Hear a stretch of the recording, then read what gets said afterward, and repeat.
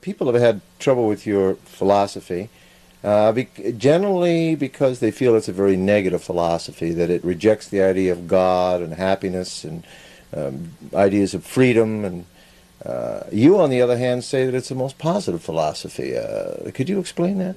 I am not a philosopher, first of all, you see. And so to call it negative or positive has no meaning at all. Saying what's sitting here exists because of ideas I have about what I should be. What you should be, what you ought to be, what you must be. You see, so that is the one that you see there. You see the opposite of it. You must be a selfless man for whatever reason. I don't know why you want to be a selfless man. And that you should be a kind man, that you should be this, that and the other.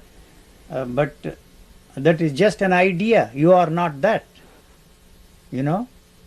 A selfish man is one who is interested in becoming selfless for whatever reason he wants to be.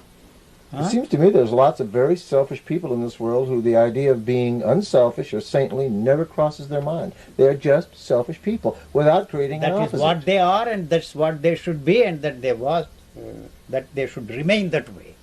By wanting to be a selfless man tomorrow, you are not going to be free from your selfishness at all.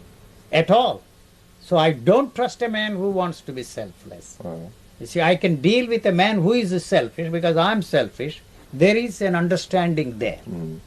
So your selfishness is something which you want to change into something else. When? When do you think? You are not going to be a selfless man because selfless man does not exist anywhere in the world. If he says he's a selfless man, just, you see, throw him out, kick him in the pants and throw him out of the window. Tomorrow he is going to be. Until then you will remain a selfish. What is wrong with it? Tell me. It seems to create disharmony in our lives. No, it is everybody is bent on their own self-interest. Then there won't be any disharmony. You and I know how to function in this world. Yes. The problem is a man pretending to be a selfless man tomorrow, he cannot live. It's because you assume that I'm a selfish man, but you are the one that is selfish there in the situations. But on the other hand, you say there is nobody here, so it's society sitting in front of you. Yes. Society is not sitting in front of you. It is there. But you say there's no individual here. There's only... There is, you see, the individual wants to be a selfless man. When? Tomorrow. Tomorrow. Until then? Hope. Until then, what is there? Selfishness.